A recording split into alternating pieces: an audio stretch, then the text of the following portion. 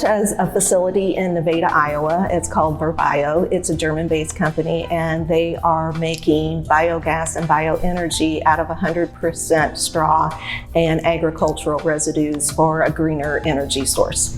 HTH performed the installation work on their process piping and equipment.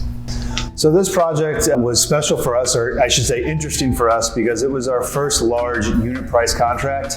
We didn't have a defined scope, and we'd never done a unit price contract to that scale. And so we worked with them trying to outline price per lineal foot for all the installation work without knowing really any of the scope, which made for a significant amount of risk on the project, which was actually ended up being a lot of fun to execute.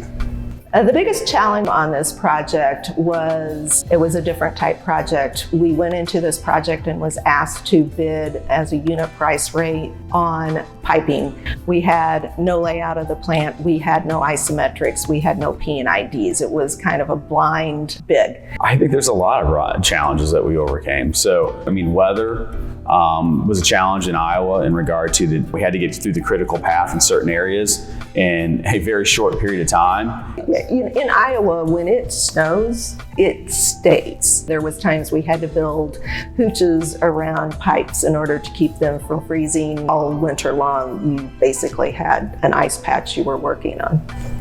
The team that worked on this project, I think we have a great team.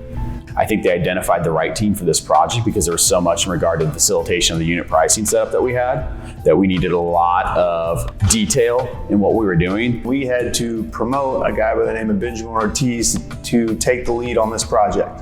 Been a foreman for us for years, but it was the first time he really got put in charge of a project of this magnitude. It was very much trial by fire, and he could not have done a better job. My team that worked on this project went above and beyond on this.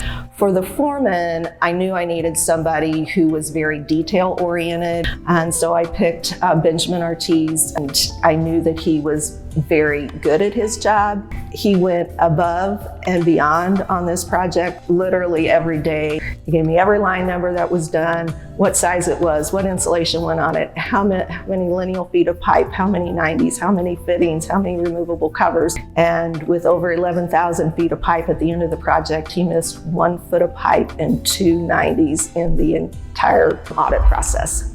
When we walked out on this project, it was one of those things that me and Irma said, yeah, we can do this, without really any idea how we were going to get it done. Day by day, finding answers to problems as they presented themselves, and found a way to make it happen.